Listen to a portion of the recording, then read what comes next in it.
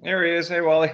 Hi, sorry about the screw up. I So, don't know. listen, I just wanted to make sure everybody met one another. Matt, there's a new guy on, Mike Stewart. Mike, are you in Alberta right now? Yeah, I got back into Calgary just before last week's video call, Wally. So I've been back for just over a week now. Yeah, I think Matt's familiar with Rick, who is my age, and he's done everything, coached every level, and he's mentoring now in Strathmore, near your area that you grew up in, Mike, I believe. Yeah, that's right. But if you could just introduce yourself, a little bit of background, then I'll introduce Matt to you and give a little background. Then I had a real reason I wanted him to come on because he's been our guest before. Go ahead, Mike. No, sorry, Matt.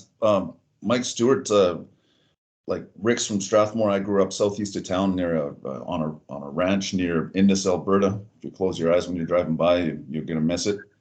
And came and played AAA midget hockey here in town in the southeast. Got a scholarship to Michigan State. My first year was '89. Got drafted after my freshman year. Battled it out in the minors for 8 years. Realized I wasn't going to make the NHL. Went over to Europe. Played another 10 years over there.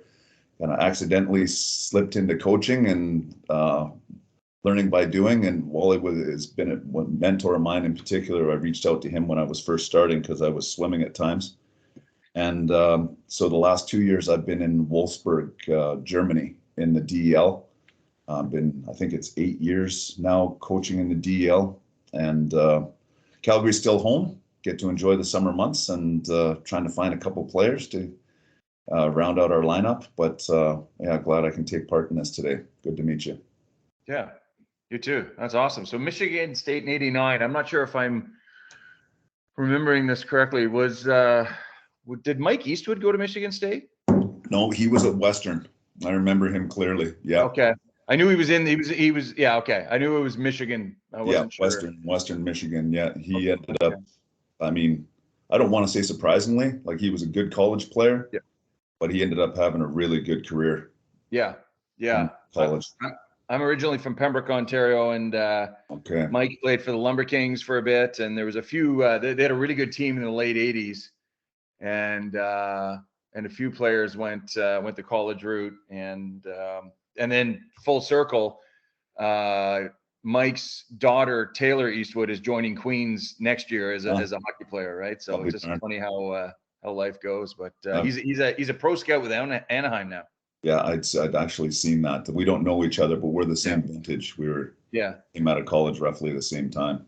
Did Brindamore play in Michigan too around that time? He did. Yeah, he was the year before me. Interesting story, because that's when college hockey became kind of chic, kind of like mid to late '80s. Yeah. All of a sudden, how can I put this? Like junior hockey was still junior hockey, obviously, but that's when college got big. In Michigan State at that time, we had 3 first rounders on our team, another 4 second rounders. Yeah. 18 out of the 28 guys on our team were drafted. Yeah. It became like a real thing until Brindamore came out of Notre Dame at that point. Right. I think he got drafted 8th or 9th overall straight out of Notre Dame. Mm-hmm. And so he played at state for training camp in August, and by February, when the season was over, he was already in St. Louis. Right. So that he's a Spartan, yeah, about a 2-term Spartan. But I mean, coming full circle now that he's in coaching as well, he's done a hell of a job. And because Brins was super introverted, hey, you could barely get a word out of him. Oh, I heard that. Yeah. A little bit, not super well, but I share a story about him, Mike. Yeah. I was coaching the Spengler Cup, and Dave King was running the national team, and he had a guy named Paul Henry who did put the teams together. He's sort of an international guru of recruitment. And Brindamore, playing at Notre Dame, was on our Spengler Cup team. I'll be darned, is that right? Yeah, I was an assistant coach, and we had 4 national team members on that team that didn't go to the Izvestia in Moscow, which is their Stanley Cup. And Brindamore was one of them. And one of the captain who didn't go to the Izvestia knocked on my room one evening and quite late. He said, "Wally, could you change roommates? This Brindamore kid won't stop doing push-ups." Yeah, that's right. Yeah, Rod the Bod. Yeah. I just had to get that. He's a fitness guru. I'm so proud to see how well he's doing. Gee, they played well last night. But I just wanted to let everybody know, Matt and I go back quite a ways. He got some development funding and was convinced to bring me out there for about a week. And we just had a great time together. And of course, I just gave him all the stuff I could. And it was really interesting, Mike, because he left the law practice and to go into coaching hockey, which he's done for how many years, Matt, now? Well, I mean, I started coaching in '91, but I've been with the Queens women's team since '06, so 17 years. Amazing. And Matt, correct me if I'm wrong. Is your wife a judge or a lawyer? Was a lawyer, now a judge. Yeah. Okay. Yeah. Now, all the years you've gone into coaching and the recruiting at the on the female side, I don't know that it's much different than the guys, except guys hockey, they appear to be automatically given scholarships because of their junior careers.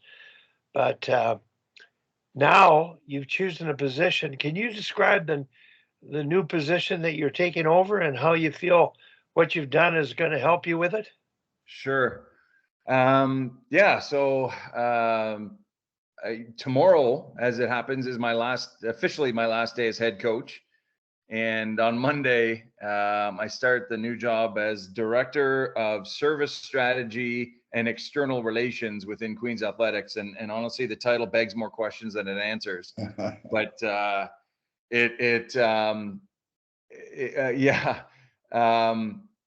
How do I get into it? So, do you mind if I take a couple of minutes and just sort of lean into it, Wally, and just sort of might help? I'm curious. Yeah. So yeah, thanks for that, Wally. And when there was a period of time before this job was full time, where I was both the head coach of the team and a practicing lawyer. And in 2011, Queens decided to make the job full time.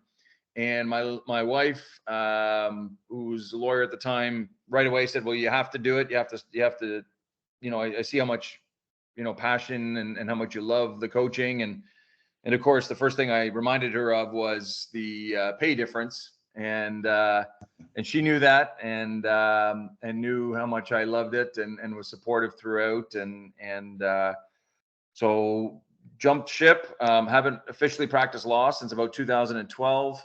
And was doing this and have been doing this full time since 2011, I guess, full time. And it was busy, right? And we had our daughter. We have one child. She's 10 now, so born in 2013. And things were certainly busy. We were doing our best to make it work. The pandemic hit, and during the pandemic, my wife was appointed as a judge. Thankfully, during the pandemic, I guess a lot of what she had to do was virtual. But as we get out of the pandemic, she's on the road quite a bit and pretty busy. And the one thing also that the pandemic, I think it's important to note is I got involved in this group, Wally. I think it was during the pandemic that you and I reconnected, and I got onto quite a few more Sharks calls than I have been able to in the last year or so. And I actually remember one of the calls, and I don't know if it was Tim Bothwell, but there was a sharing of books that people were reading, and one of them was The Tough Stuff by Cody Royle. And I picked that book up and read it, and honestly, it was incredible, and I'd recommend it to any head coach out there. And I was so moved by that, I actually reached out to the author, who's an Australian, but he's now living in Canada. And he and Cody and I actually developed a relationship and talked quite a bit about coaching and his whole philosophy, if I can be so dramatic about it, is just the holistic nature of coaching, and making sure that coaches are taking care of themselves and not getting burnt out, and realizing that if you're truly looking after the full athlete, in my case, a student athlete, you need to lead by example and be looking after yourself as well, physically, mentally, family, all of it, right? And so I think that was a breath of fresh air for me as well. And to be honest with you, those are principles that Wally and I have been talking about for years as well. So last year was our first full year back. We had a really good season. I implemented sort of a Torpedo style offense, and it was really invigorating, and I was really enjoying the coaching as well. But I was finding it more than ever tough to sort of juggle, trying to be the best coach I can be, the best father I can be, and the best husband I could be. And we lost our last playoff game. It was a tight series, could have gone either way. And but because we lost, the very next day I was able to be at my daughter's swim meet and saw her win one of her heats for the first time. And then the day after that, or shortly after that, was her 10th birthday. And I remember having the thought, if we had won, I would have missed both of those things. And I had already missed a bunch of those types of things over the last 10 years. And I had the real serious thought about, okay, how many more of these things am I willing to miss for coaching? And the universe works in funny ways. Just a couple of days later, the Queen's athletic director approached me about a job that she had been trying to fill thus far unsuccessfully, and would I be interested? And I think in any other year, I probably would have just said thanks, but no thanks, and given it about 5-second thought. But given just sort of the place I was in, I opened my mind to it. And after talking to her and a few others for a few weeks, realized that it was the right thing to do and the right time to do it. And so I still love coaching. I love this team. I have no issues with it. I'm not angry with where I was or where the program was. But putting family first was really the driver behind it and getting this opportunity. So what is it? Yeah, I'm actually still learning it a little bit. I think it's going to be a bit of flying the airplane and building it at the same time.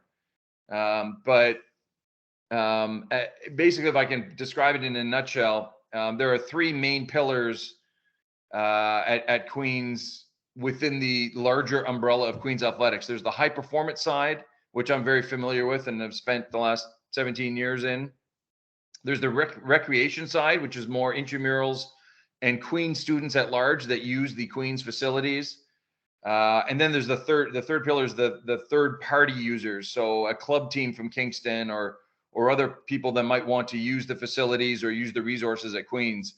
And by service strategy director, basically I'm going to be the person that comes up with the policy and the decisions as to which of those pillars get which resources at which time. So there's our facilities, there's our people, and there's our financial resources.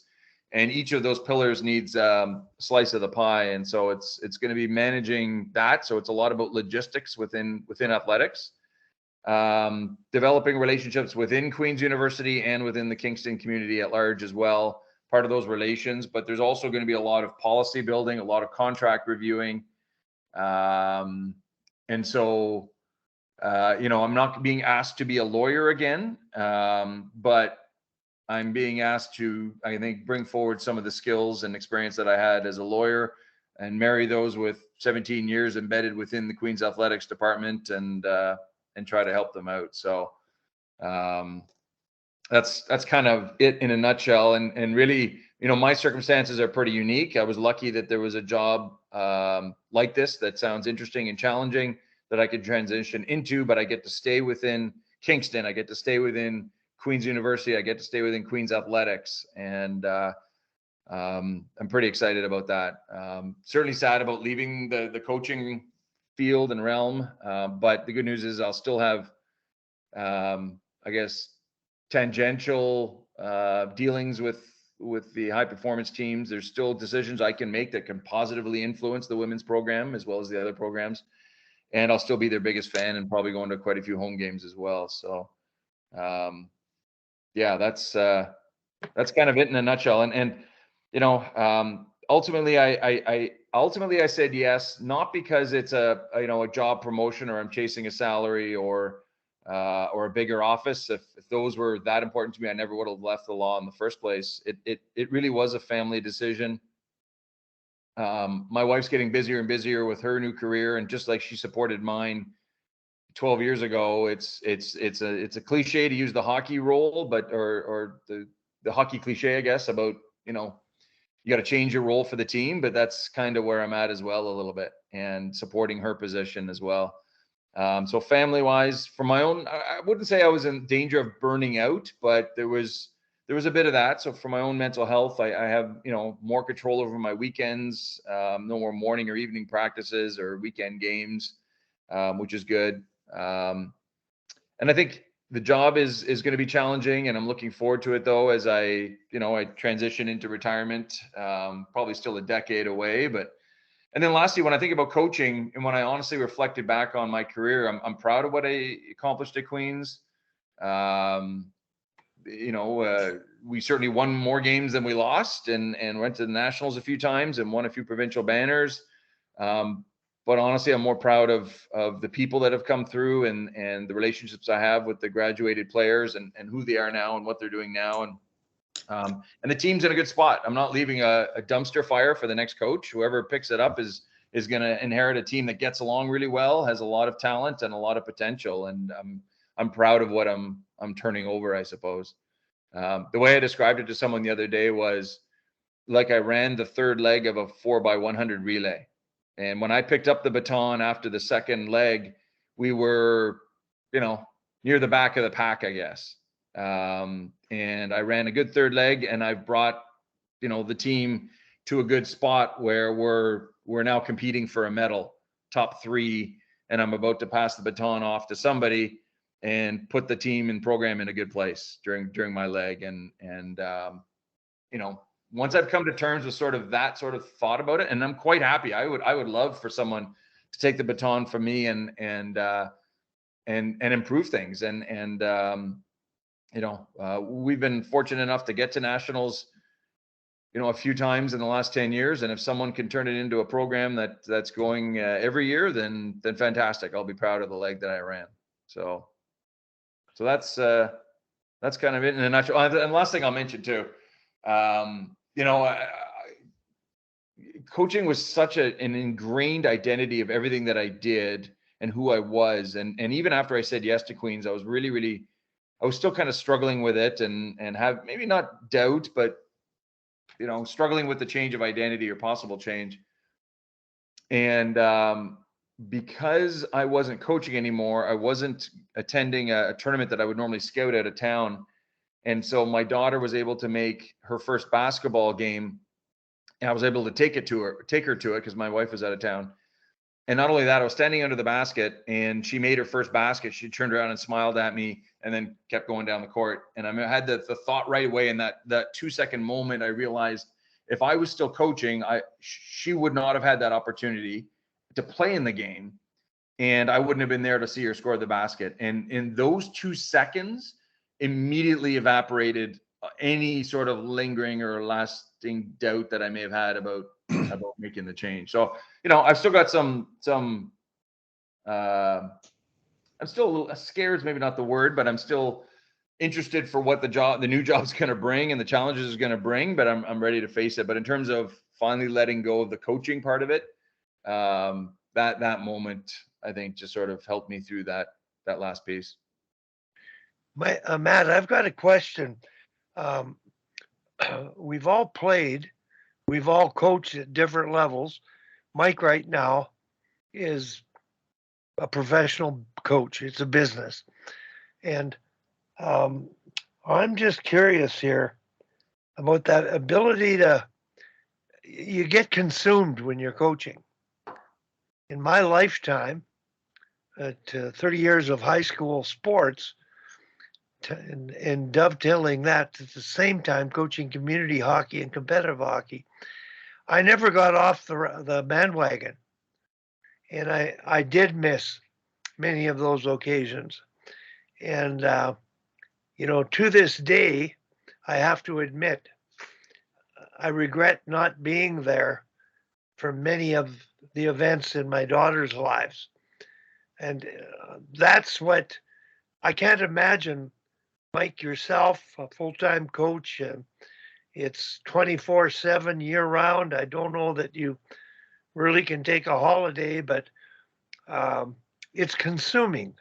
You're totally right, Matt. And I, uh, I always wondered how people on board were able to maintain a balance where they could, you know, be mentally healthier and enjoy their experience more. And um,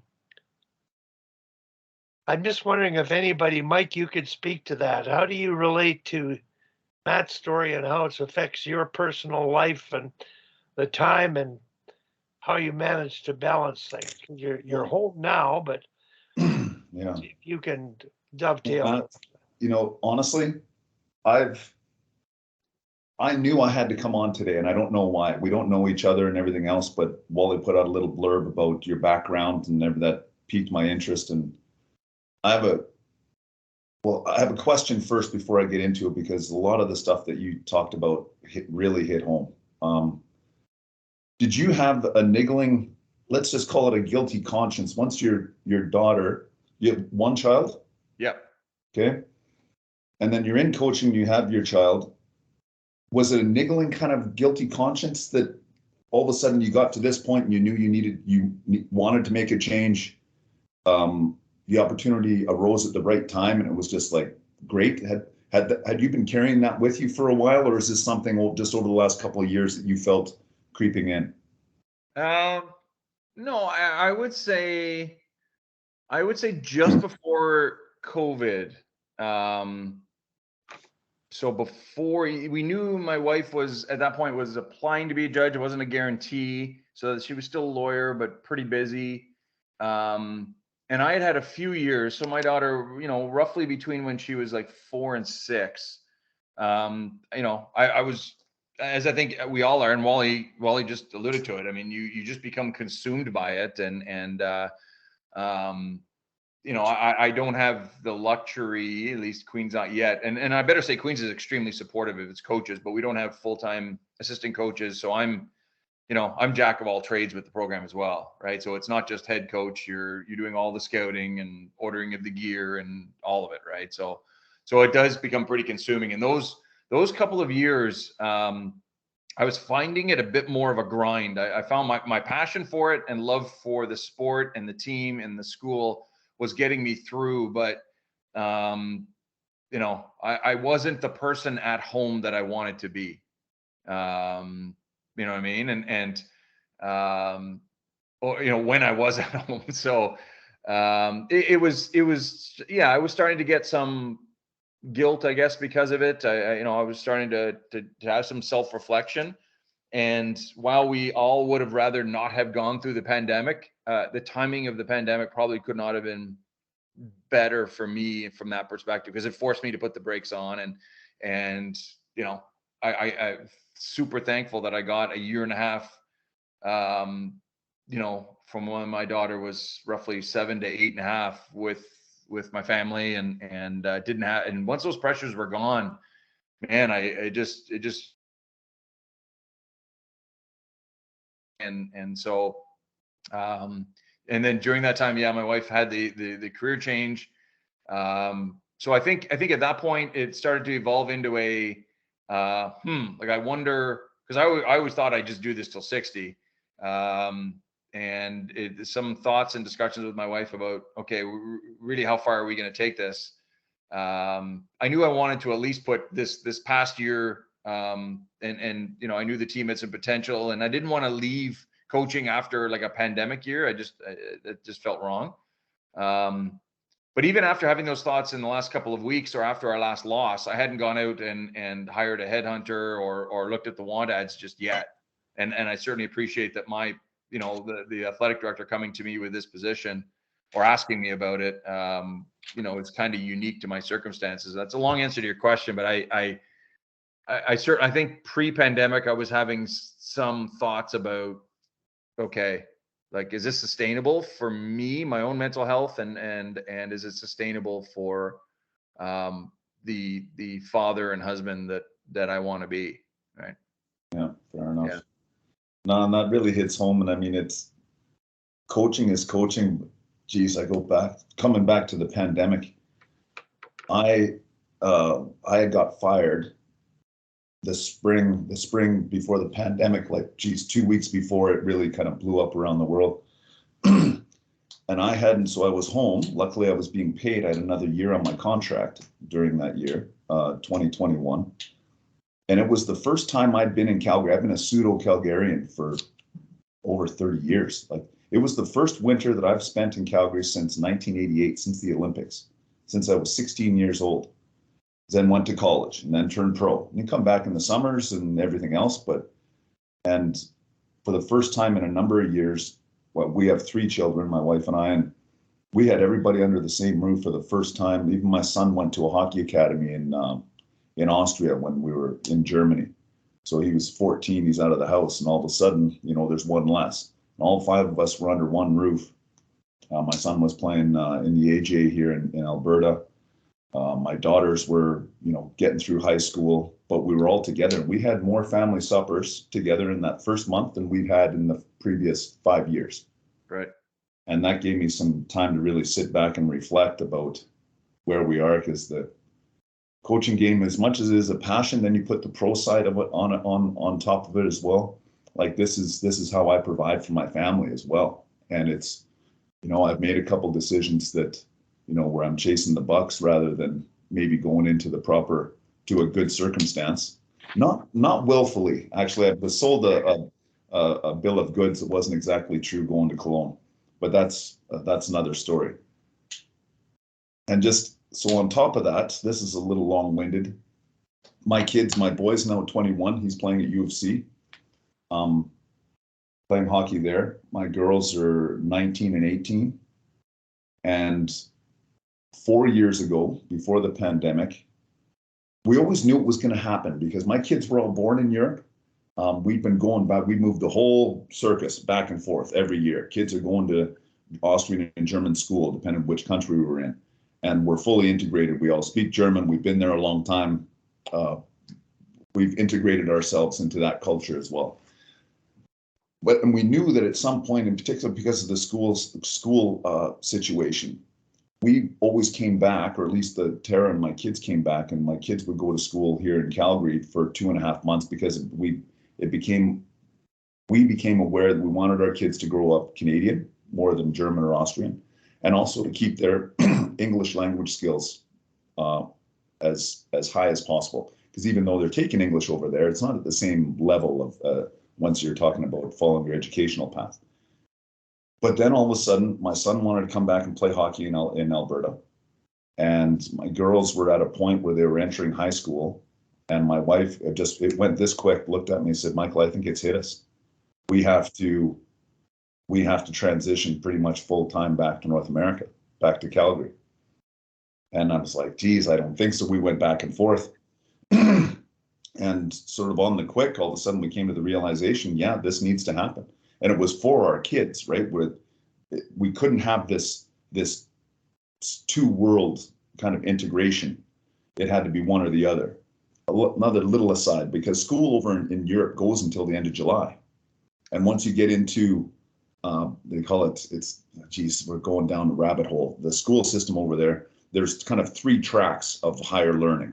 There's Matura, which is actually kind of you're preparing to go to university. There's a second tier and a third tier, and that's decided by the time they're 10, which path you're going to be going on. You can transition back and forth. Going up is extremely hard, but so school goes to the end of July.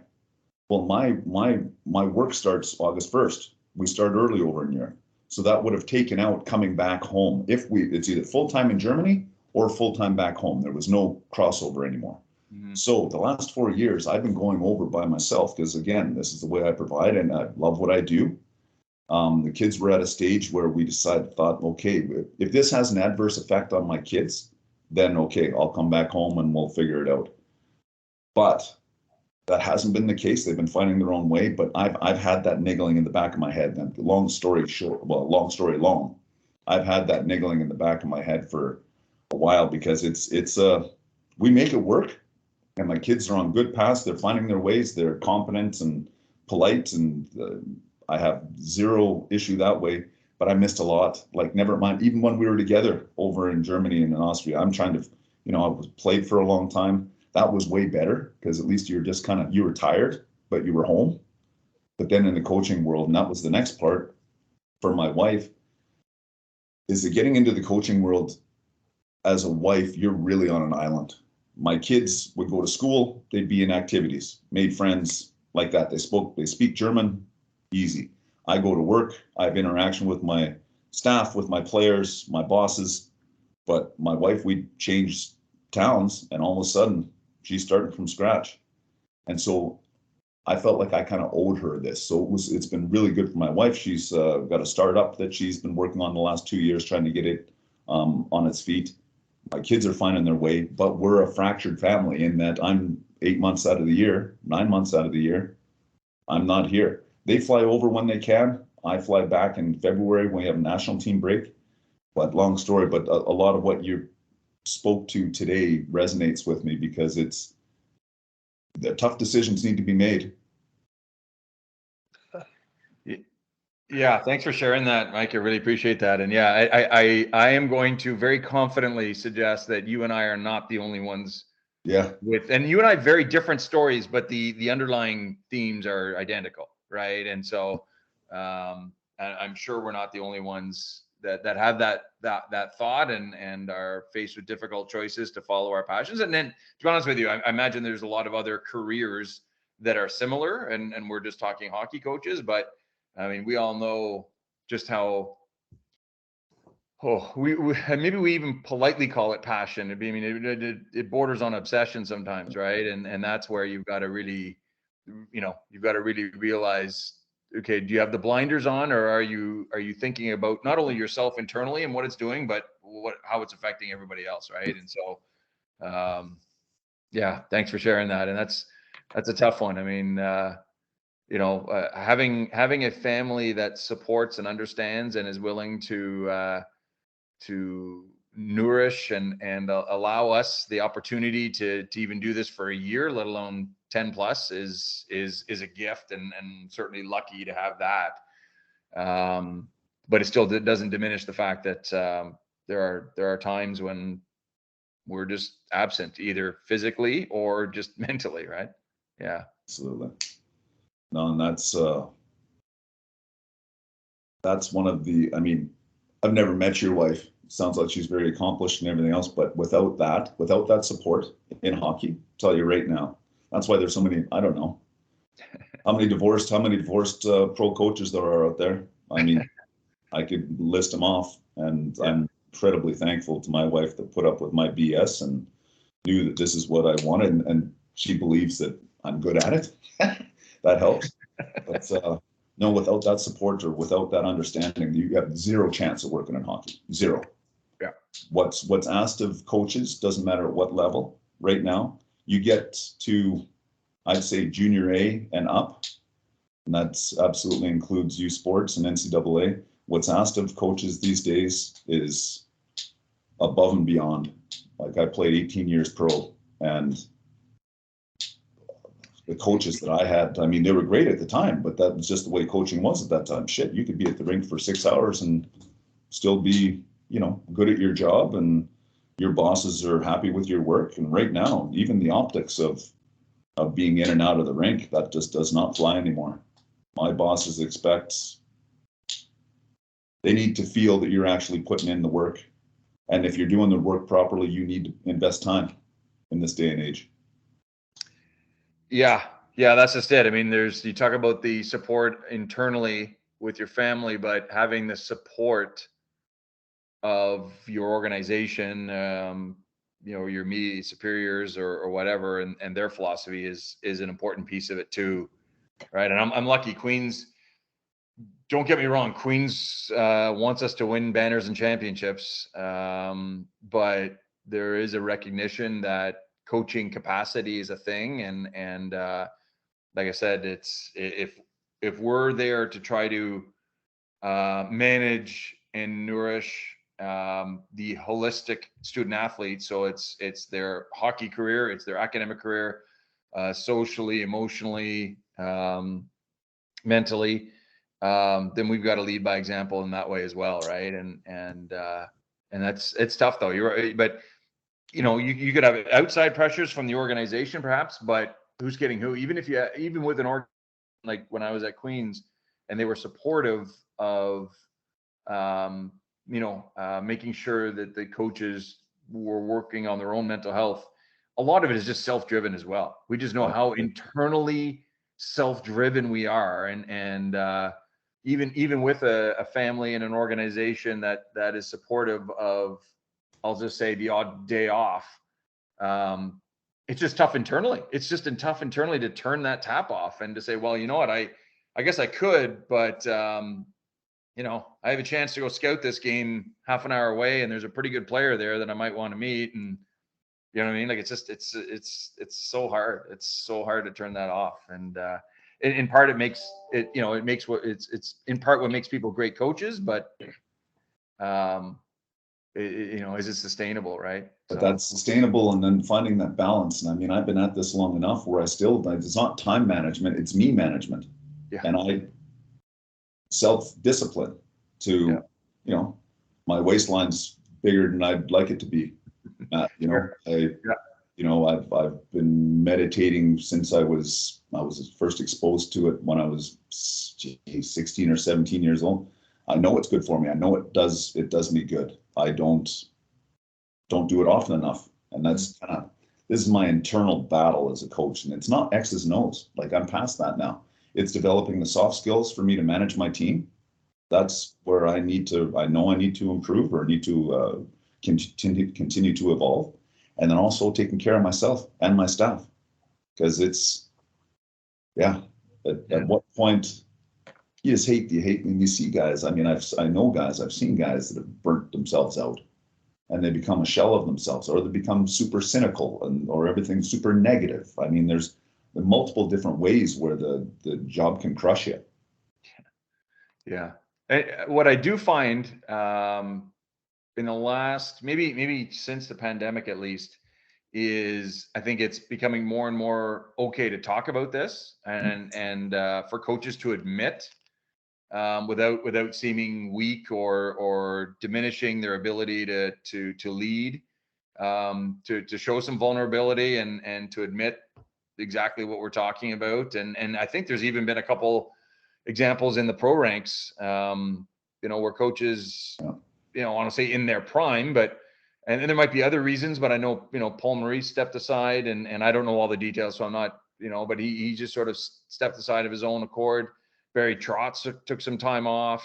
Here's coaches that are in the prime of their, their coaching careers, and voluntarily just, taking a step back. And again, I don't know them personally, so there could be other reasons, but generally speaking, I think that's a good thing. And I go back to Cody Royal's book, and if you haven't read it, Mike, I totally recommend you pick it up, because it was a breath of fresh air, and it just, I'm like, oh my God, thank God, I thought it was the only one sort of thinking these thoughts behind closed doors. Right? Yeah. A little aside, have you ever run across Dan Ratushny? So I know the name. So he was what's the last name? Ratushny. Yeah, I coached him in the Spengler Cup. Yeah, okay, yeah. He's an Ontario guy, and he played a number of years, and then he became a lawyer.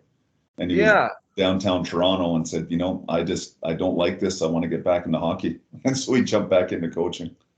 Yeah, well, we talked about this when Wally had me on a couple of years ago. You look at Peter DeBoer and John Cooper, and they're former lawyers who just said, let's I didn't know that about DeBoer. Is that right? I'm pretty sure. I'm okay. fairly certain. Maybe I'm wrong about that, but I'm fairly certain he was. But no, I think honestly, I may have played against Dan. It would Like make in sense. Yeah, mid to late 80s, and because I think was he originally an Ottawa guy? I think so. I think that's right. Yeah. We'll look him And up. then, geez, did he play in Pembroke? I can't recall. I know the name. I know, but it's more from a hockey perspective in the late 80s, early 90s. Yeah, so he was born in 70. Yeah. Nepean? Yeah, Ottawa. Yeah, just Ottawa. That's it. Yeah, of course. Yeah, okay. It's Cornell after that. Yeah. I got a story on Dan. His dad, I went to University of Saskatchewan with him. I believe he's a Supreme Court judge. He may not be doing it anymore, but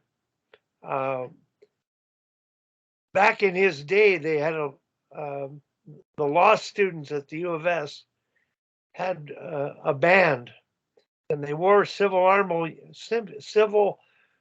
War Army uniforms and would march on the ice in the middle of a period. And they were good musicians, but they were also half crocked. They would interrupt the men's game.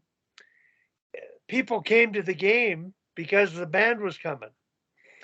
And real character guys. So I thought you'd want to know that. There's so many little stories here that go on the behind.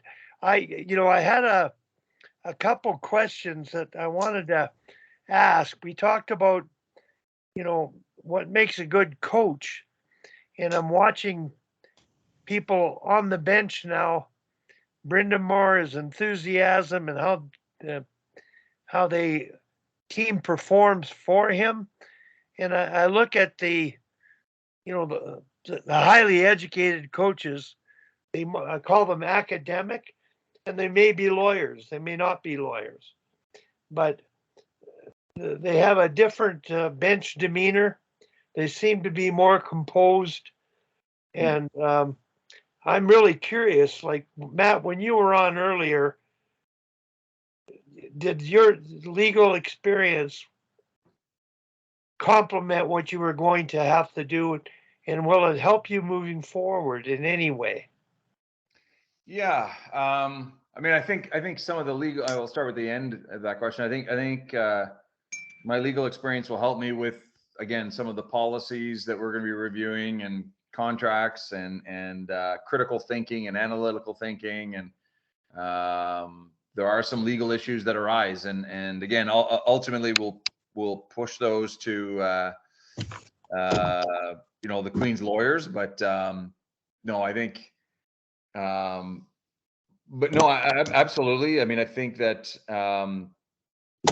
some of the experience and training gained by being a lawyer benefited me as a coach. I mean, I was a litigation lawyer, so every week I was preparing for a trial, much like you're preparing for a weekend opponent. It was very much win-loss. But I had to stand up in front of judges and make reasoned and principled arguments under pressure, but in a professional way. So there's no swearing at the ref in a courtroom type scenario, right? Like you're trained to be very respectful, even though it's a very heated and principled argument. It's all done very civilly, right? And so thinking quick on my feet, presenting an argument like that, giving oral persuasion and whatnot, those things immediately transferred over. I had no problem with that. And I'm proud to say that after 14 years as head coach, I didn't take one bench minor penalty, right? And not one. And yet, I extremely competitive. Did I have some very energetic discussions with the refs? Absolutely. But I kept it respectful. I didn't embarrass them. I didn't demean them. I didn't swear at them. I came close a few times, and they just give me that, that final look, like one more, and you're, what I mean? And I'm like, okay, I get it. Thank you. So yeah, I think that those skills certainly helped. Plus I also, I wanted the players to play the game the right way and not and control the controllables and focus on things they can focus on. And so again, if their coach is behind them yelling at the refs and being concerned about that the whole time, then that's going to bleed into the players as well, right? So it's also just leading by example. But no, absolutely. I think in terms of preparation, in terms of thinking on my feet under pressure, in terms of how I communicate, absolutely those skills translated.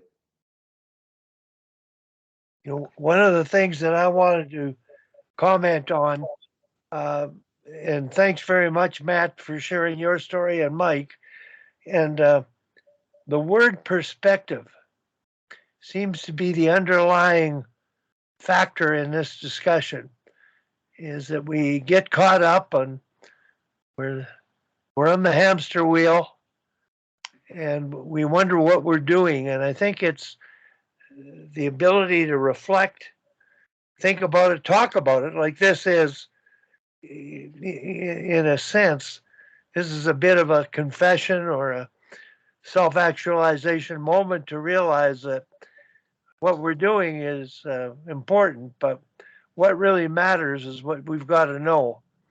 And so knowing your why and why you do things is critical. And I threw out the word perspective for a very good reason. I work with a young company which was mentoring coaches in a small community outside of Calgary. They were called P3 Sports. And the 3 P's stood for passion. Let's see, what was it? Passion, power, and performance.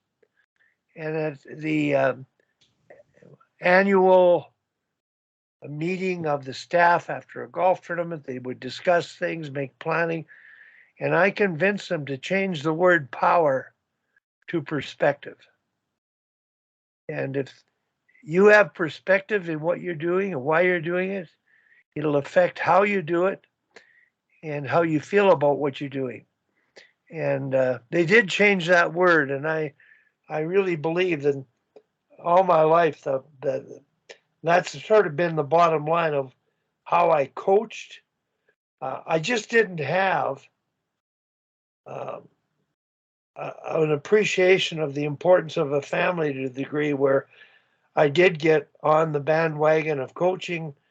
I rarely saw my kids from 8 in the morning till 10 at night.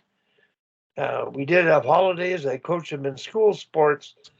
But when all was said and done, and my wife had passed away, and they named an arena after me, and the 3 daughters were there, that was the biggest regret I had, is as sorry as I was about that, I did get to affect so many young ladies in female hockey and so many athletes that it was sort of I'm not calling it an excuse, I'm just calling it an influential factor that helped me accept it. But I don't think you can go through life not being sorry about anything, but while you're there, make the best of it, because it goes by so quick. So I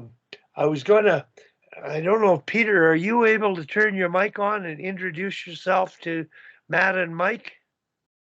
Hello, yes, I'm actually leaving my son's rink, doing my part of my weekly ice making, helping him with that.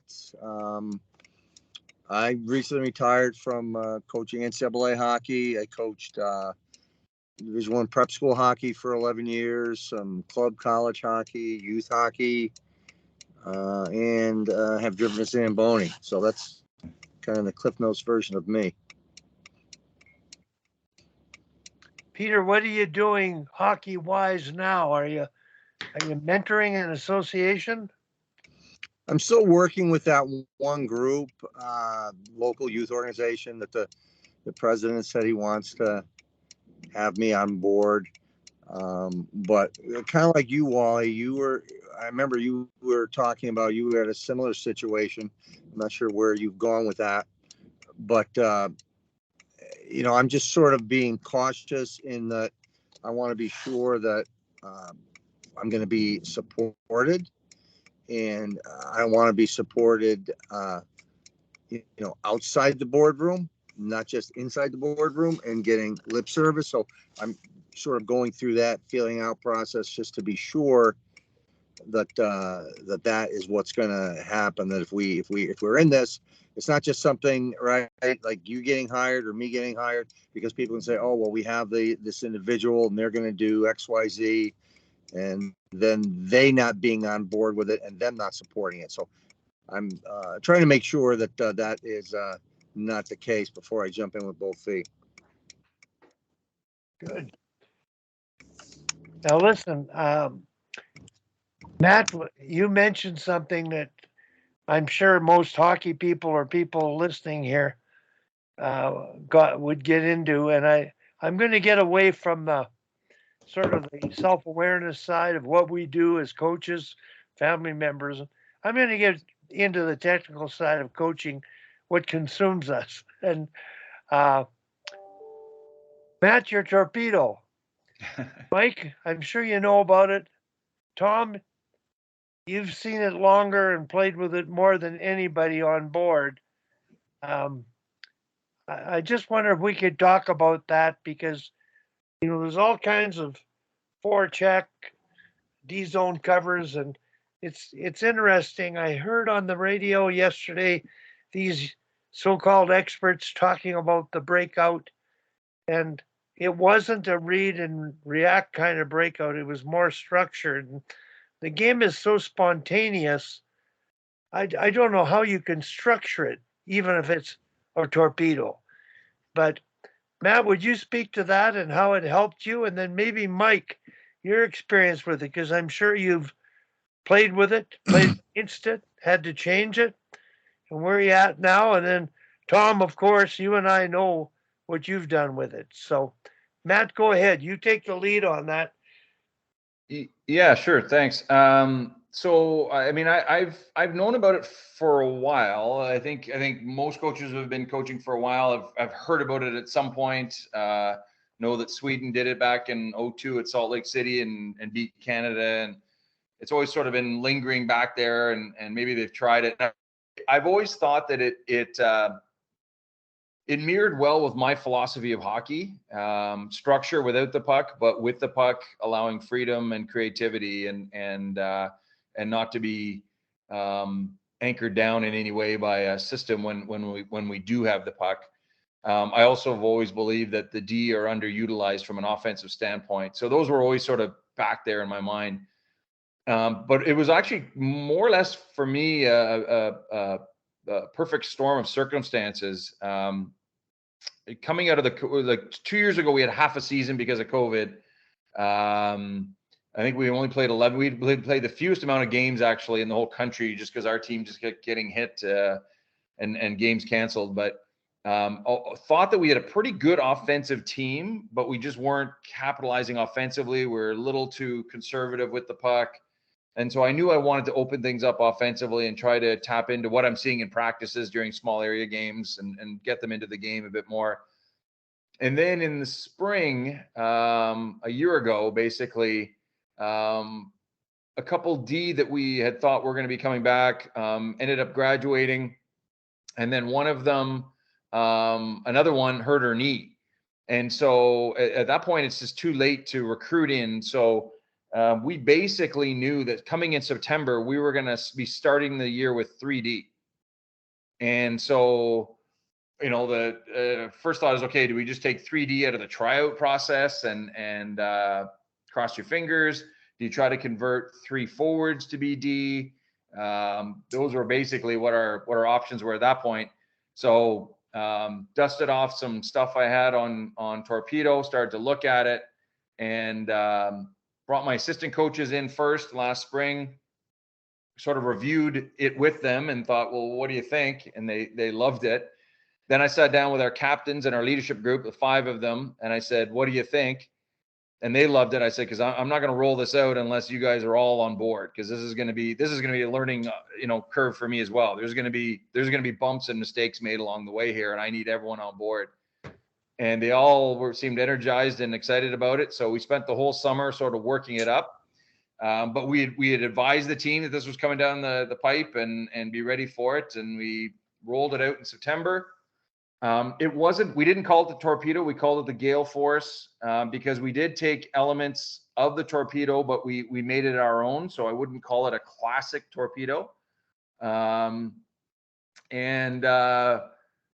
first the first exhibition game we had against McGill, we must have had about 50 icings. I don't know how many. Like it was. And the funny thing is that it resulted in McGill's D just being dog tired by the third period because I mean it felt like all we were doing was icing, which looked like a ridiculous strategy.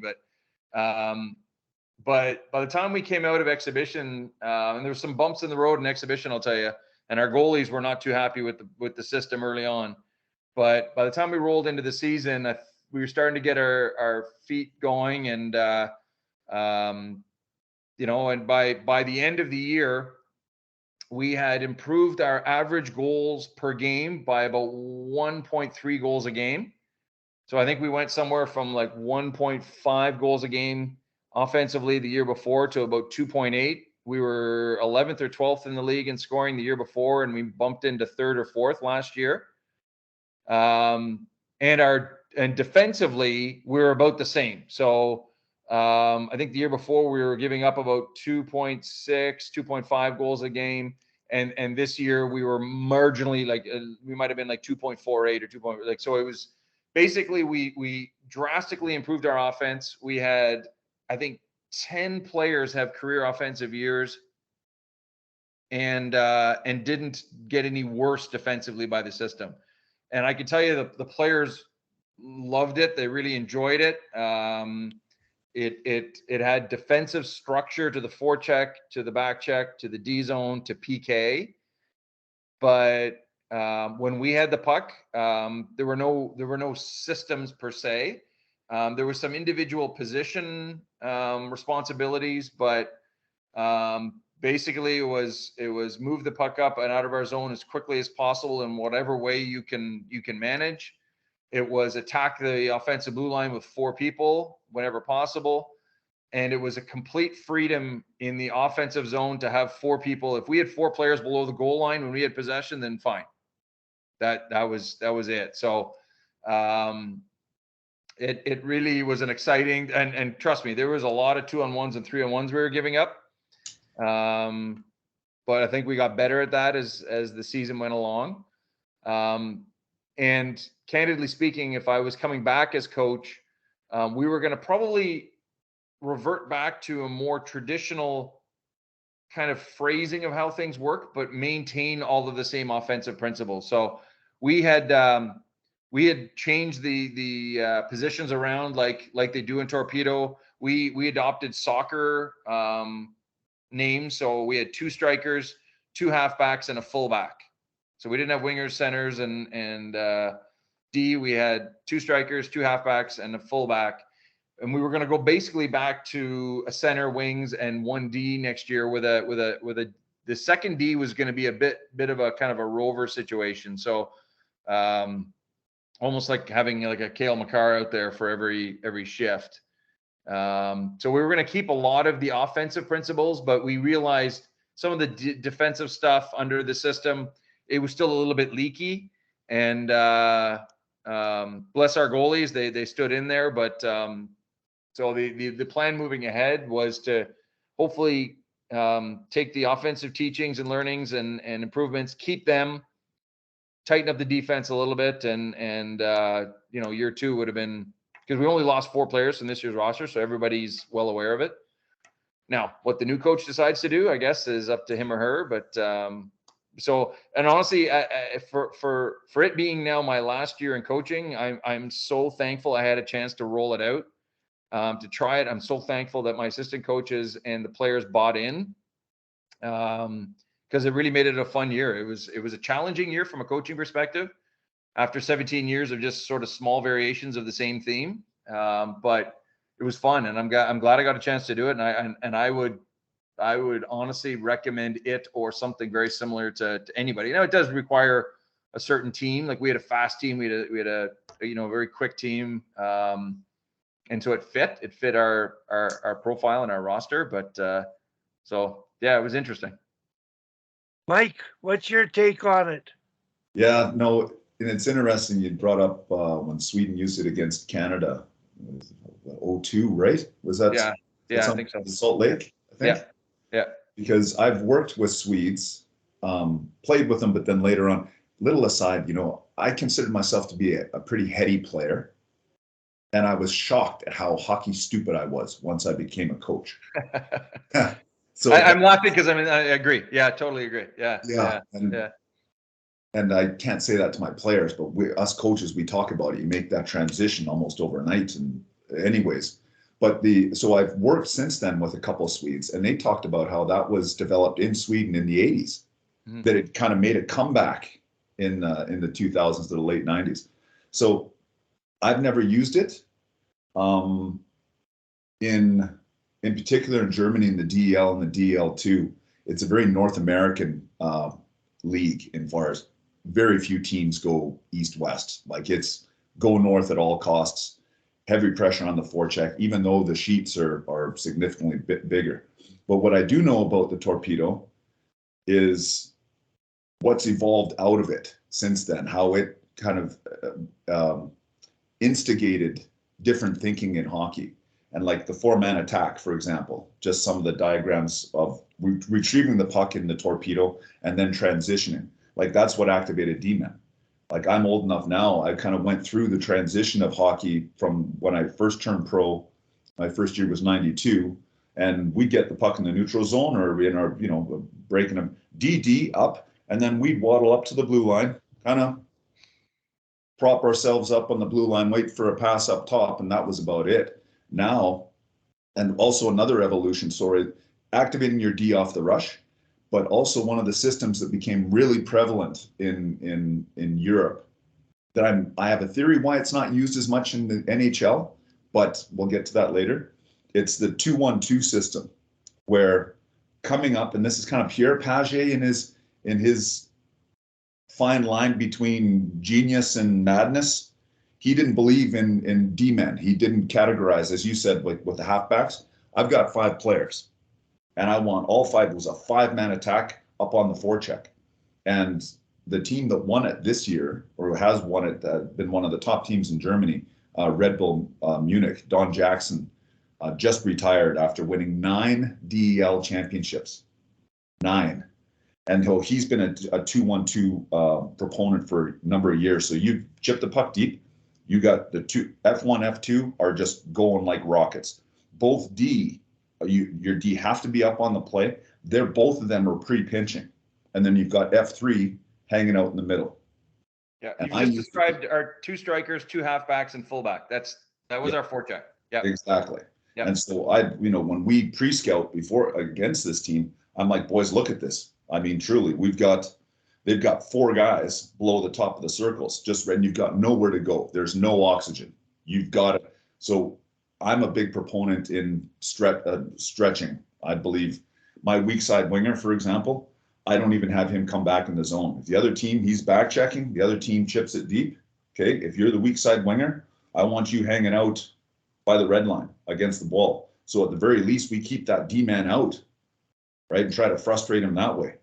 Because getting pucks in, we call it airmails, and it's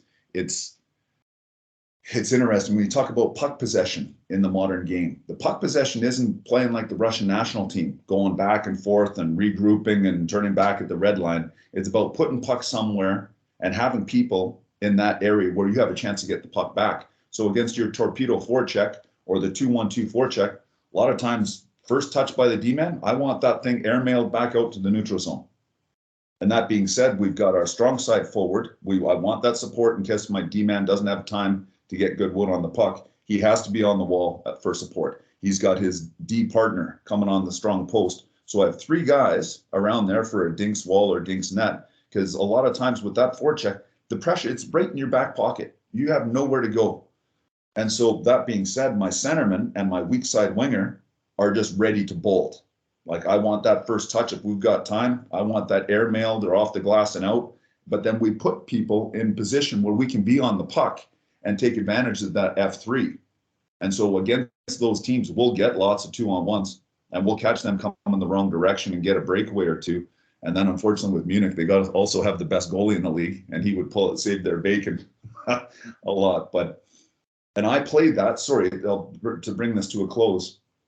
When I was in the second league in Germany for 3 years, and the first year took over this team. They were dead last. We played a really traditional 1-2-2 kind of walls forecheck. And in the second year, the top half of the DEL was playing this Torpedo or the 2-1-2 forecheck. And I'd be watching it and I asked around it, how does it work, blah, blah, blah. And so I brought that in. And at that point, when this is like 2013, I had a few D-men that were 32 and older, getting them like DD, regroup, DD up, and that puck's deep, getting them to move their ass. It was like, shoot me, frustrating, because they were my era, right? DD and up, and you waddle up to the blue line and you kind of keep the play in front of you. And so and I had a heady group, and especially with my forwards. We won the championship my second year with this system. Third year we lost in the final. I got my chance to go to the DEL, and I brought that with me. This is the way we're going. We're playing in-your-face hockey. We're going. Mm-hmm. To be honest with you, my forward group, the F3s, we got into so much trouble because they'd follow their feet to the wall and not be in the right spots. And so that was the impetus for me to actually change and realize, you know what, I need to be able to implement systems that complement the group that I have and not be a one-trick pony, because we were just getting broken down as by whether it was lack of speed or lack of hockey IQ, mixture of both. The system just didn't fit for us. But anyways, that's the long and the short of. But then also activating like the triple drive. I call it the triple drive on entries, and then having your D-man come up like that. That all comes from the Torpedo, which again the Swedes, well, they invented that a long time ago. But here's the next thing: you watch the NHL. I asked a couple of friends of mine that work in the NHL, smaller rink, faster players, on the whole smarter players. How come we don't see that? And they said it's the conservative, old thinking of they don't want players below the puck. They want one guy below the puck, not two, and certainly not three. And I was like, huh. But I think it would be, and maybe the 82 game schedule, Matt, like that's a high energy, that's a high burn system, right? Maybe over 82 games, because that, ironically enough, we talked about Rod Brindamore. That's exactly what Carolina does. They play, call it a Torpedo, call it a 2-1-2, 5-man forecheck. They're up in everybody's back pocket, and they've got speed. And one of the knocks on it that I've heard from different people is that by the end of the year, they get into playoffs to maintain that over 90 games, 95 games. And other teams, all of a sudden, they're kicking it up another notch, where Carolina's been working at pretty much their max the whole season. And the other teams, they ratchet it up where they have been kind of cruising, more conservative. Well, the 1-2-2, yeah, the weak side D might pinch.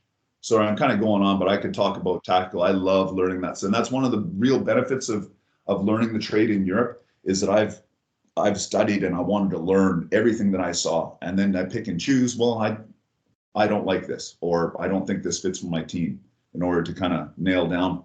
Because you never see it in North America, I use for our trap or controlled forecheck, I use a 1-1-3, which I've used for a number of years now that I really like, but I've never seen it in North America. Anyway, sorry, Wally, go ahead.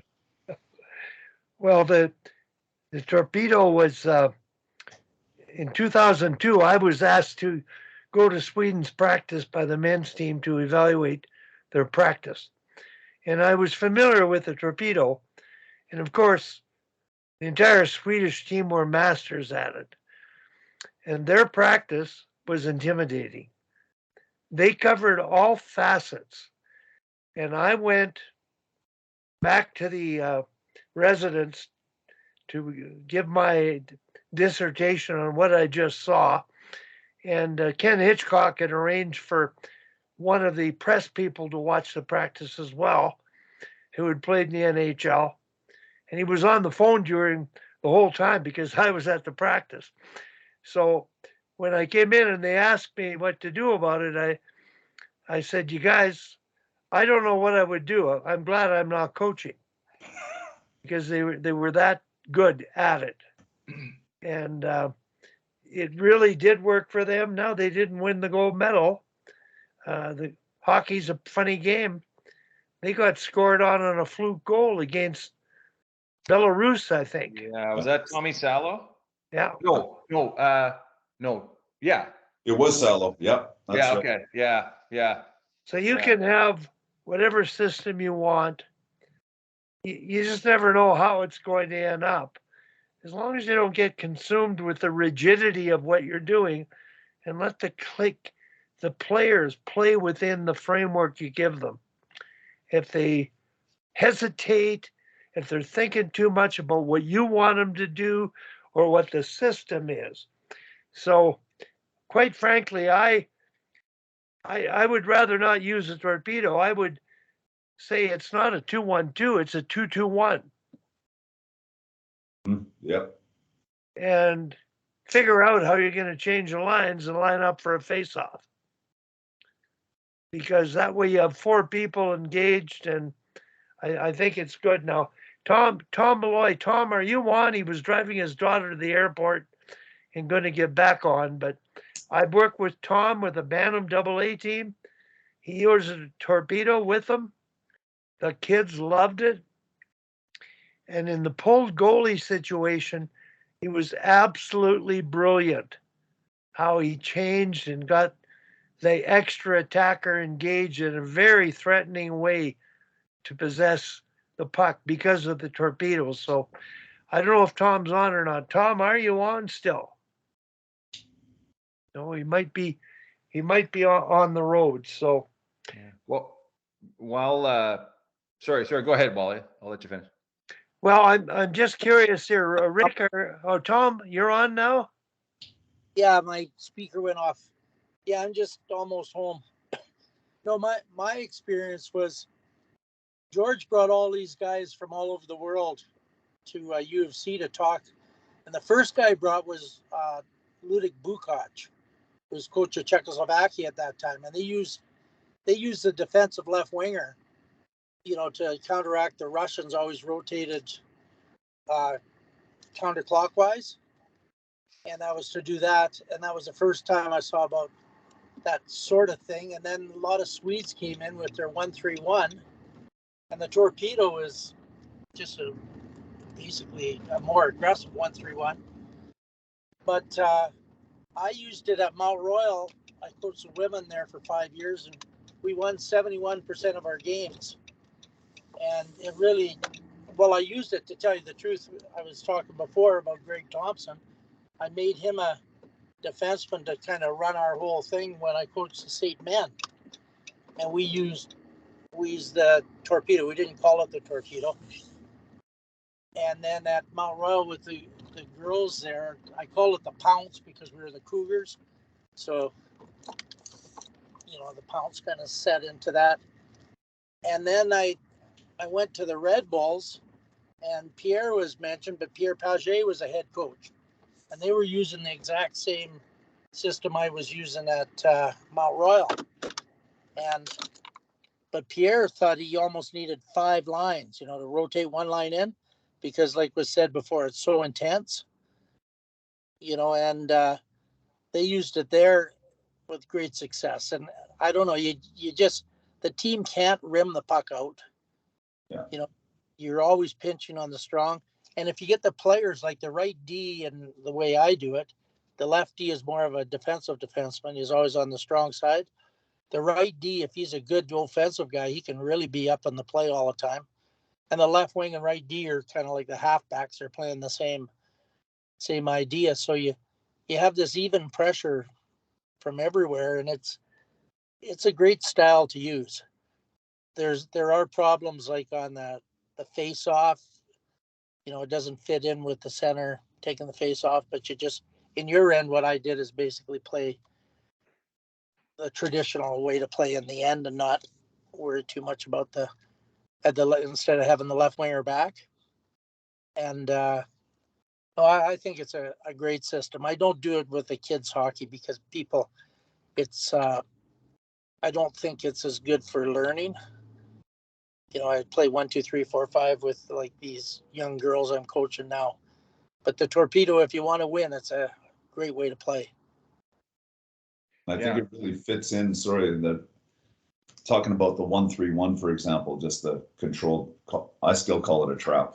This new language, sometimes I find that we get caught up in the verbiage of hockey to make ourselves sound more important than we are. But the 1-3-1, couple of teams still use it, but this generation of hockey player, they're like thoroughbreds. They want to go. They want to skate. They want to be in the action. I think it's a big ask these days. It's a little aside.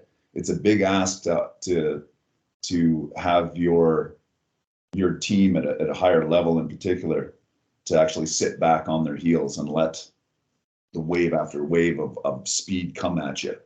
Well, I was talking like you saw LA even against Edmonton. Like, I haven't seen that deep of a sag by a team in a long time. Yeah. And they're effective with it. In particular, you got a guy like Doughty who's got the first touch on the puck down below the goal line. But I was talking to Wayne Fleming, and when he went to coach Leksand in Sweden there, one of his jobs, people were stop going to watch the games because you got both teams playing a 1-3-1. Yep. Nobody's forechecking, yep. And they're just standing there. And he brought in a aggressive forecheck and all this kind of stuff. And a 1-3-1 just about ruined Swedish hockey. Huh. And they could have side guys really aggressive, and Yeah. And Tom, it was interesting this year. So I'm actually trying to sign a guy out of the Finnish Elite League right now, and he's been there 4 years. And he says two things. He's 29 years old. He told me, number one, I don't see that, like, literally don't see the sun for about 7 months out of the year. I want to change that way. And number two, the defensive style of hockey, and it's every single team. The only reason I know that is 2 years ago we qualified for the Champions League, and so it was my first experience in the Champions League. And we were in Sweden, we were in Finland, we were in Switzerland, we were in Slovenia. Got to see, and I was really interested to see, Finnish hockey and Swedish hockey.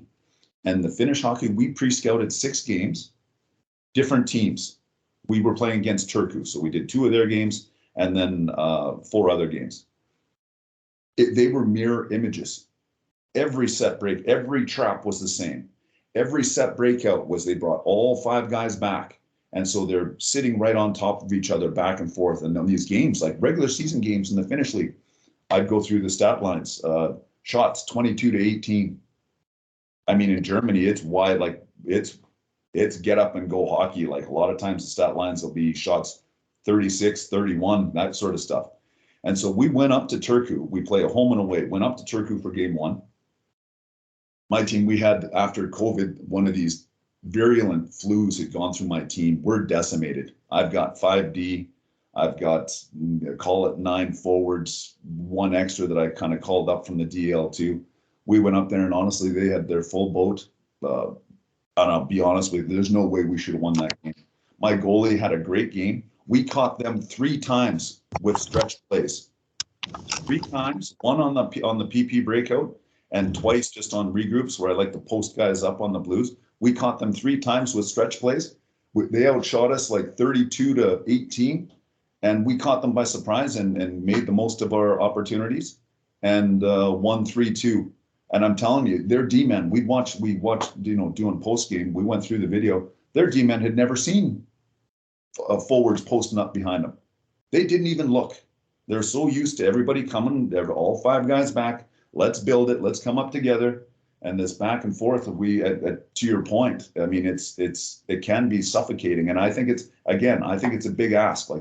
In particular, like even my German players, they want to go. We want to get up and go. They love to blow the zone. They love to, and that's not even, it's still being defensively responsible. But we want to, you got to stretch the ice. Where is the open ice? We want to try to create. And to your point, Wally, that's one of the things that I've battled with for years is you've got your structure, and that's the language of the players. You've got your structure, but then to be able to let them be creative. And there are going to be some turnovers, and there are going to be some mess ups within that structure. And I think that's that fine line between over too much structure and the guys just get kind of smothered, rather than just open the door and go get them, kids, and all of a sudden there's just absolutely nothing to be seen, and it's Harry Carey out there. Matt? Great points. And one thing we did in our forecheck, again, it was, I guess, almost like a 2-2-1, but our strikers would go in, F1 would go to the puck carrier, F2 would immediately go to their D partner. The two halfbacks would be taken off the wall. So we would be giving up the middle pass, but because the puck carriers are pressured so much, I mean, it really took a skilled play for them to make that pass into the middle. And even if they were able to make that pass into the middle, our halfbacks locked onto their wingers. And so now, worst case scenario, we have a one-on-one with their player coming up the middle and our fullback in the middle position. So we get caught a few times, but it was, when it worked, man, it was tough to go against. And talking to other coaches, or even talking to some of our players who had friends, former teammates on some other U Sports teams and OUA teams, they said that they hated to play against it, and they just couldn't figure it out. They just did not like playing against that style, and it stressed them out. Which, again, as a coach, you love to hear stuff like that, right? So there's a great point about the burnout factor. Our halfbacks were 200-foot players. Like, the responsibilities that they had, bring the offense. They could be below the goal line in the offensive line, zone, but also they were responsible for being deep in the D zone. And that was, I mean, we had some like our fittest players as the halfbacks, and yet still there was towards the end of games or at the end of a long weekend, it was tough. Like it was tough. And if I was going back to it again, I'd make some tweaks, probably add a few more halfbacks, because as go as the strikers were, the halfbacks were thoroughbreds. It was a tough one to sustain. The fullbacks, man, you could have just probably gotten away with two fullbacks, because it was just up the middle. It was the old bubble hockey game, right, where someone would just be on the track and then back and then up. No, that was, and it was interesting though, because I had a couple centermen and actually one winger who I had converted to halfbacks, and at the beginning of the year they're just saying, "Well, you're turning us into D." I'm like, no, you're not D. I don't want you. You're not going to be. There's a fullback, and there's going to be two halfbacks, but I don't want you to be D. And after some cajoling and getting them to realize what their role was, I mean, we had two of our halfbacks have career years offensively, right? And so once they sort of get into that mindset and know that the shackles are off from an offensive standpoint, then some good things started to happen. Wally, I'm going to have to jump off at this point. I've got another meeting and some wrapping up to do in my last day and a half in this role. So I just want to say, Wally, it was great to see you, obviously. And I don't know in the new role if I can get onto many of the Shark calls, but I'll certainly pencil it into my weekly schedule. And if I can get to more, then I'll let you know. I certainly appreciate all the emails and the summaries that you do, and obviously appreciate the opportunity to get on and chat again. And Mike and Tom and Rick, and I guess the other guy's gone, but good to see you guys. Mike, it's a pleasure speaking with you. And Wally's got my contact info, so if at any point you need anything or want to chat, be happy to. That'd be great. Great meeting you. I got one suggestion for you. Yep. On the forecheck. Danielle Goyette was taking advantage of that open middle on me. So what we did is we had the first two go in as a tandem. So F1 on and F2 stayed in the middle, and then went to the first pass, or double teamed if and it took away the middle from them. Yeah. So yep. It was an adaptation we did.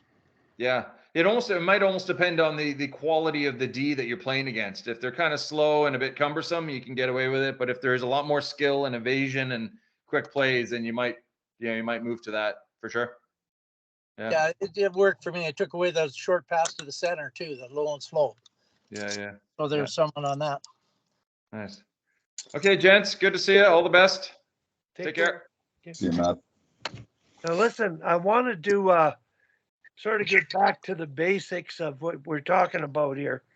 This is what happens with coaches. We get into the X's and O's, and it's like chess, checkers, you name it. And we're moving the pieces. But the players on the ice are moving the pieces. And if you've never played chess, you got to learn by playing. Still on my. And Oh. this is where I believe if you're starting with half ice hockey, they want a system. You wait. Really? So we give them the system, and Mike at coaching clinics, I start. You can see my hand in the shape of a claw. Yep. 1-2-2. Mirror F1 and read. If it's D to D, the closest player will sneak down. But it's just a case of getting the kids to spread out. And in 4-on-4 cross ice, I've got 1D and 3 forwards. Now you can assign them.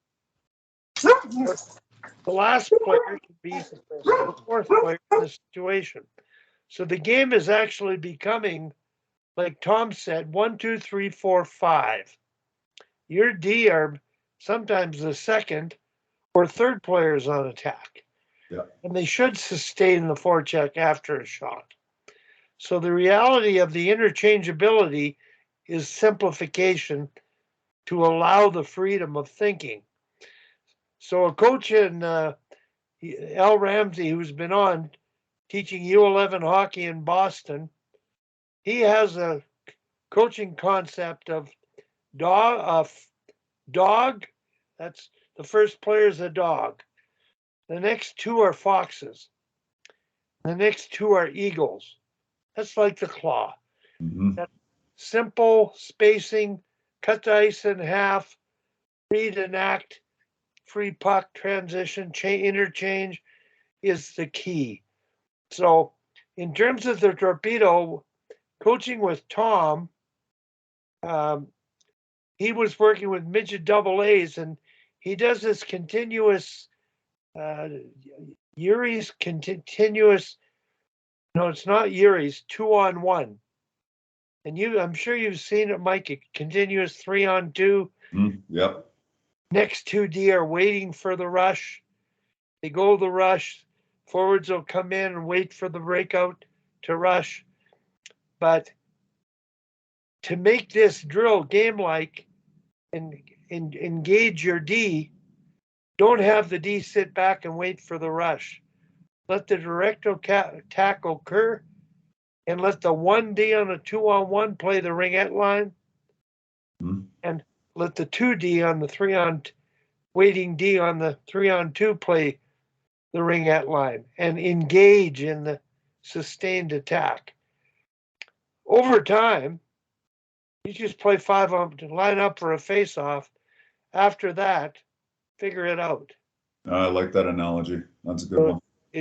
I just say simplify it for the sake of the players feeling free and let them make mistakes, figure it out on their own rather than get frustrated with them. Well, you didn't, you should have. Mm-hmm. So we're going from telling to asking. Right. And coaches, we're yellers and tellers.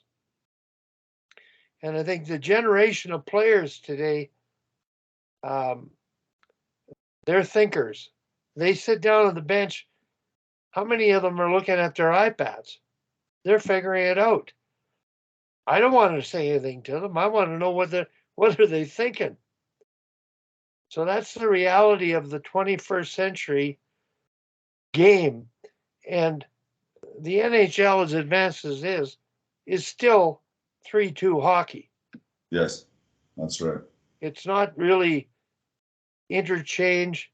And I like the analogy of Carolina and the idea they're the closest thing to 3 below the goal line at one time. They're on that puck. And I look at their D are really making good decisions and never getting outnumbered. Yeah, they're heady. I just think they don't play with an F3, those 3 forwards.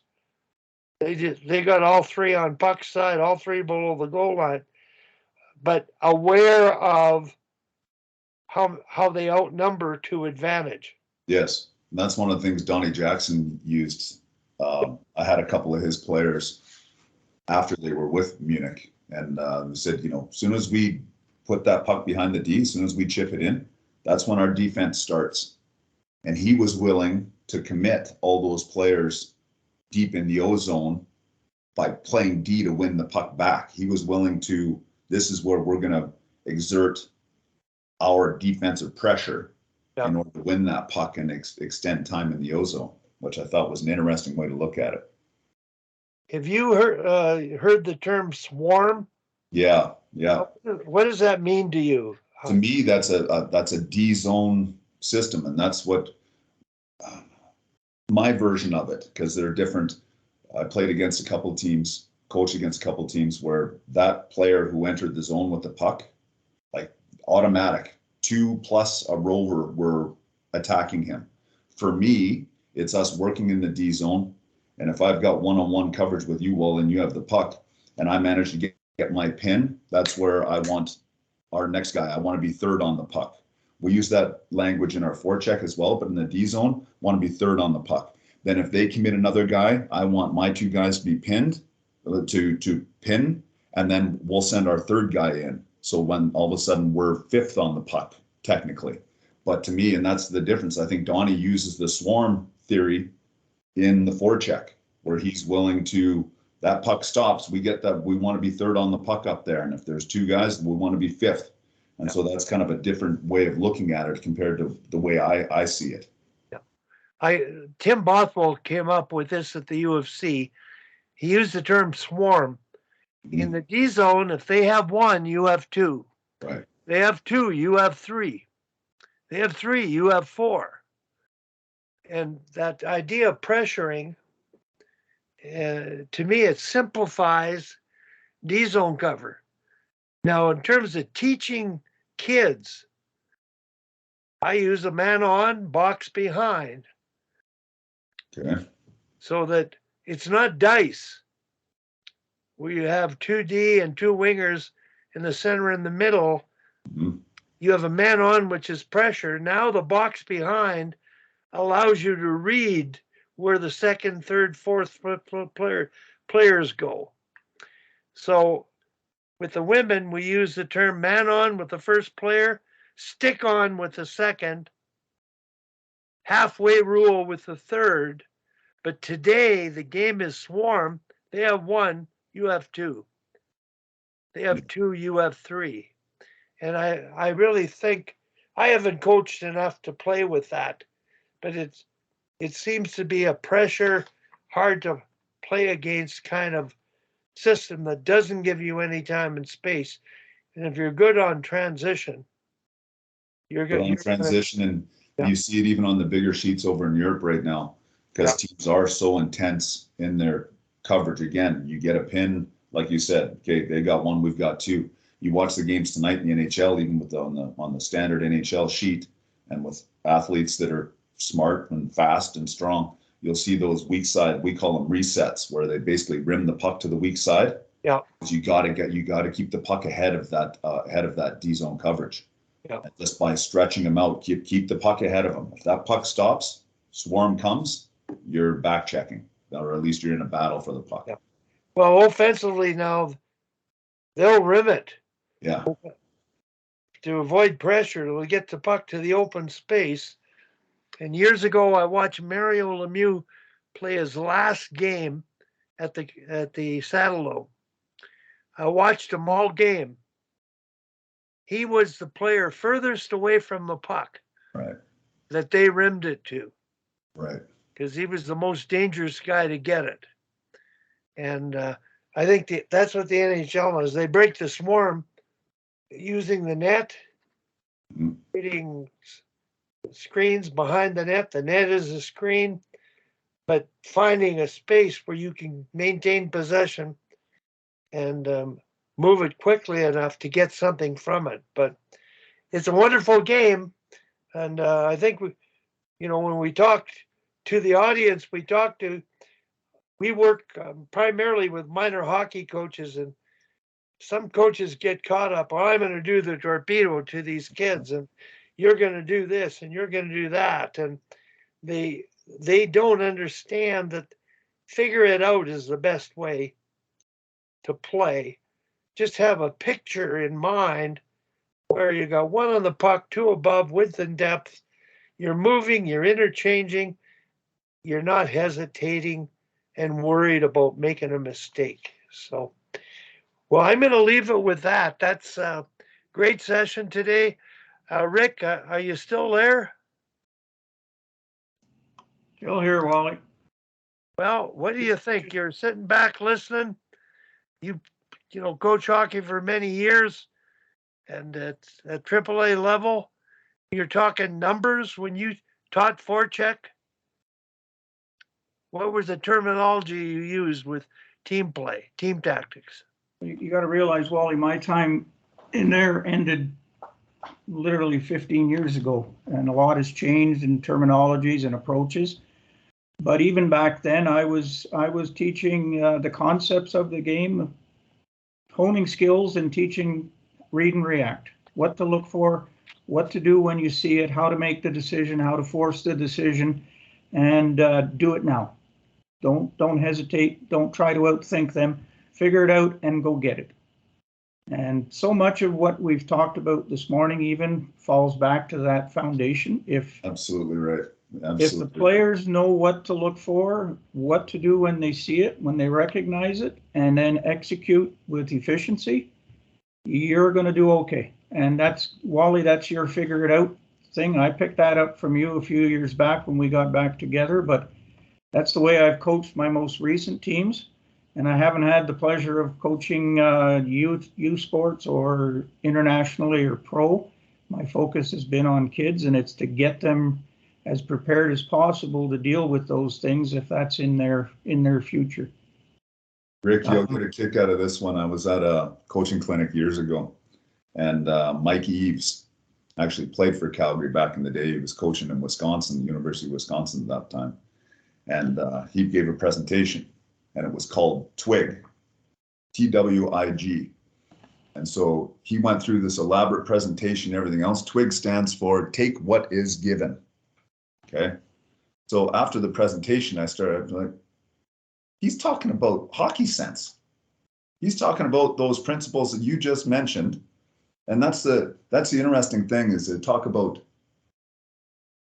in the modern game, all the terminology, Wally, and things have changed, Rick, but the principles, what makes a hockey team or a hockey player good, those principles haven't changed. They're 70 years old. I agree. They're 70 years old. So they've been repackaged and yeah, okay, every centimeter of ice has been kind of carved into, in this situation, we want guys here, and this is what you can expect. And yeah, it has evolved. But the base principles of hockey are the same as they were in 1950. Yeah, no, I agree with that wholeheartedly. Just maybe if I can backtrack onto your shares and Matt's shares on the commitment factor. That resonated with me as well, because I coach my boys, and that's how I got into coaching until they were Bantam. And once they hit midget, they went on their own, and I continued to coach. And it was a family endeavor, because my wife obviously was there to support her boys, and we have a daughter as well. And after I went coaching on my own, then I started to separate from that family. I'd get to watch the boys, but yeah, I certainly resonated. I realized after the fact that I'd cut my wife adrift in a lot of ways. And, if you had a do-over on that, I would anyways approach it differently.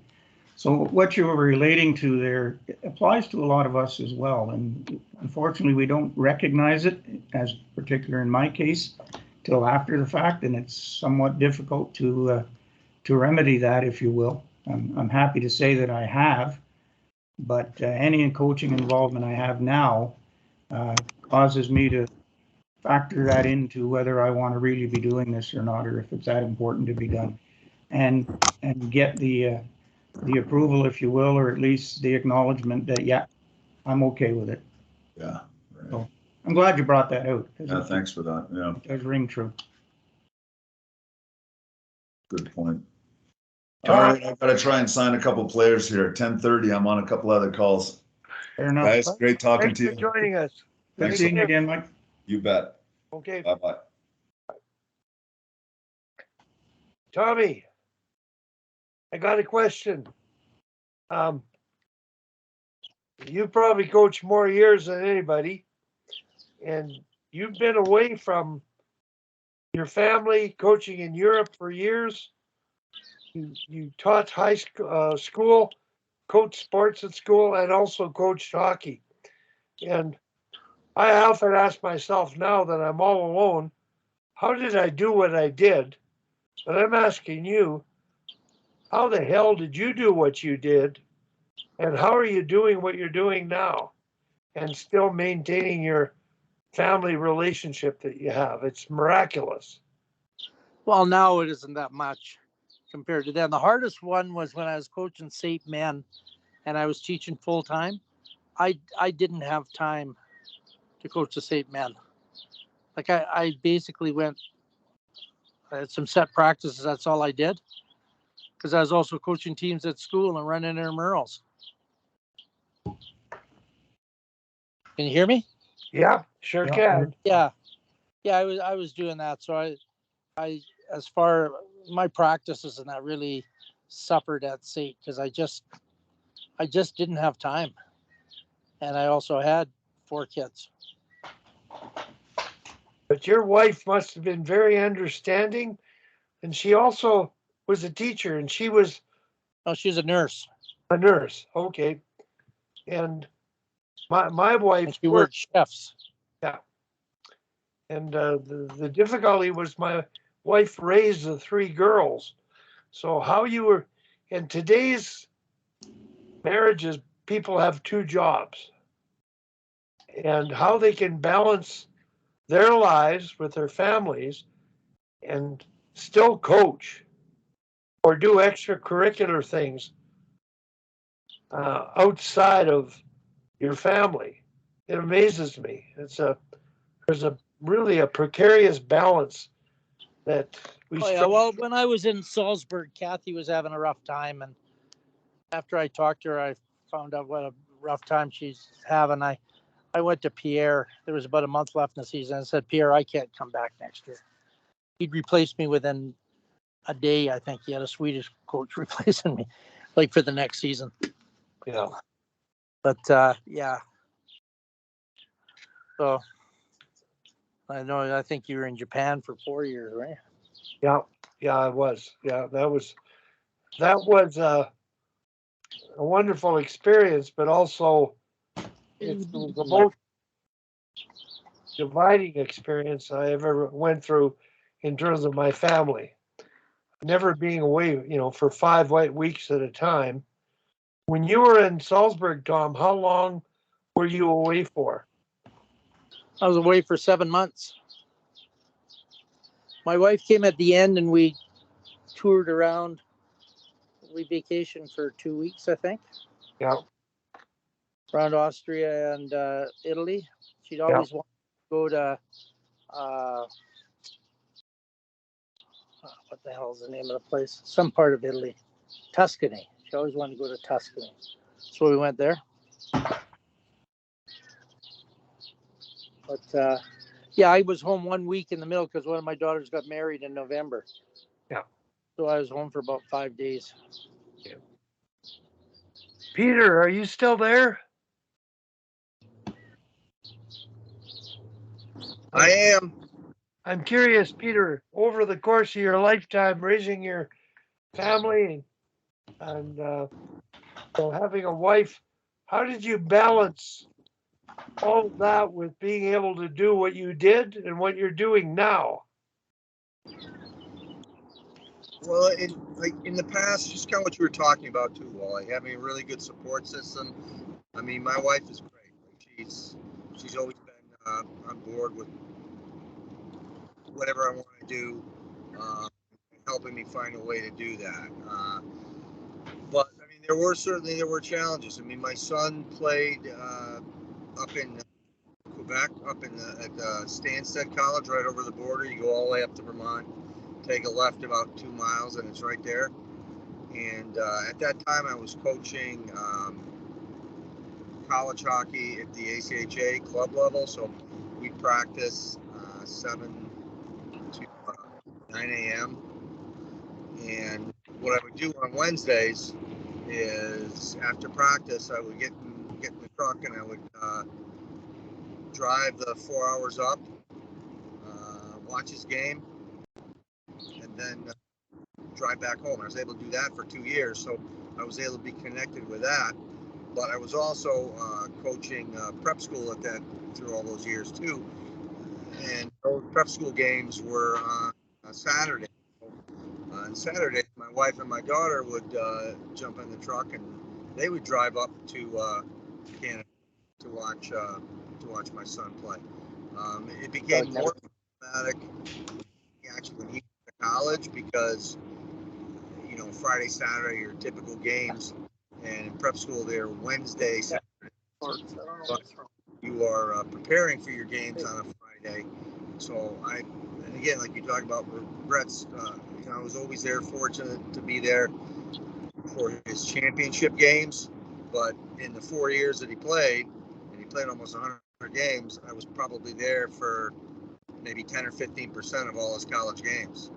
So that part I regret, but again, I was coaching, and we all understood it as a family because we knew what it was, because we had the open communication, and like, this is what it is, and let's have a formulated plan of how we're going to do it. Everybody was and always still has been super supportive. Well, I'm really glad Matt was able to come on. And having Mike Stewart on, he may join us more often. We get into the technical side of things, and I really enjoyed that. But I think the one reminder, and Rick, you did it, is the principles. Keep it simple, and FIO, let them figure it out. Because I think we in particular are X and O guys. And I think the degree to which you push that, it can alienate you from your team. So, Wally, thanks. Talking about X's, how come there's no XXs and only XYs on this call the last 2 weeks? I don't know. Well, what do you mean by that? Well, XXs are women, XYs are men. Yeah, no, I know that. Yeah, there's been no women on the call the last 2 weeks. Text, she wants to come just now. And that's now, sir. Trying to issue. Wally, can I interject something? I have a quick question, and because Tom is still on, so he might be able to help answer this. One of the things, because I've been in and out with this call, so I wasn't really able to ask. I wanted to ask either Matt or Mike when they were on. They were talking about, Matt was talking about selling the team. When you were giving up 2-on-1s and you were giving up 3-on-1s, what was the team thinking? Like, what was your goaltender saying? Like how did you manage that piece of the puzzle when your goaltenders, listen, how is this working? I'm playing 2-on-1s, 3-on-1s. Like how did you end up limiting those? Like, because that's the downside of it, right? You can hard up glass and out, and you can blow two guys up the other way if you know they're doing a torpedo, and you can catch your odd man rushes. But I use the torpedo as really solid defensive style. Didn't give up a lot of outnumbered situations. So. Right. No, in an effort, and when it's working, when you're winning outnumbered situations, that's great, right? But I'm looking more the other way, playing a little bit of devil's advocate. What about when early on it's not working, and you are giving up those rushes? Like, what are we correcting to make sure that's not happening? Well, you got to work in practice, and if there's something players are doing that's exposing you got to make the change and help them understand what their role is. Right, and I think too, like when you're talking, because Tom, you use that more at the pro level. I used it in college, but I used it with Bantam boys, and it worked really well. And but I don't like using it with development because it's, you are assigned, you got a pretty regimented position, right? If Right. you're the left winger, you're really the left halfback, so you don't go on the right side of the ice. That's only my question. I mean, because I'm curious about how, because I'm familiar with it, and I've seen it. I saw, and actually a really good coach. A guy's a Division I coach, a college coach. He was doing a junior tournament with some kids, and he decided they would do the Torpedo, and it was just 2-on-1 after 2-on-1. It was breakaways. They chip it, and they got to get behind the D. It was just a bit of a nightmare. So I feel like those are the growing pains for it early on as you're trying to teach it. Well, if they're doing it properly, that doesn't happen. Yeah. It's not the system; it's how they're playing it. Yeah. See, Peter, I'd like to comment on 5-on-5 normal hockey, 1-2-1-2. Yeah. F3 is critical, Right. and D pinching is critical. So, using Shakespeare to pinch or not to pinch, that is the question. And if you play those D up more, you will have an F3. But if the D are back at the blue line, F3 is going to not see that they're there and not support them. So I think engaging the D on the puck side to play the ringette line to pinch both sides, F3 will be there. So I use the concept 5-on-5 hockey. The D are half rink width apart and coming down the wall, and the other D teeter-totters to the middle. If it's on the other side, that D goes down the wall, the other one comes back to the middle. He comes in middle, half. but he's still deep. Pardon? Tops of the circle. When he comes back to the middle, where is he there? No, like you pinch down to the hash marks. You're pressuring like on a torpedo. Yeah. On both sides. Oh. The reason it works is F3 is going to support them when they're up closer, not hesitating. About an hour and a half. Oh. That creates better decision making. Next door and drops late, so I never reach it. Yeah, I mean that makes sense to me. Okay. So, over in a minute. On the weekend or a week ago, I was working with a staff of a girls U15 team, and I got to talk to the defenseman about half rink width apart, teeter-totter, and I stood with the defense and the coach at the door who I'd coached with the women's team, and they got the picture of half rink width apart and playing inside the blue line more. But if you have sit back and wait, you'll get caught on 2-on-1s. Right. So it's that hesitation to commit on the puck side. You can commit. Oh no, that's all right. Anyway, I've got to run. I got some medical concerns to look after as usual. So, Wally, can I make one point before you go here about F3? The thing that teams are doing now is F3 is going really high, and then they're using them as a shooter in the middle. Like when the puck goes to the point, F3's up there, almost at the point now, and they pass. Yeah. And it's a real change in the game. And then on faceoffs, that player's going way up there too, and they pass to them all the time. So I think it's a pretty significant change in the last couple of years. The NHL invents that stuff because they have to find space. Well, there's way more space above the top of the circles now that they move the net back, move the blue line 2 feet and the net back 2 feet.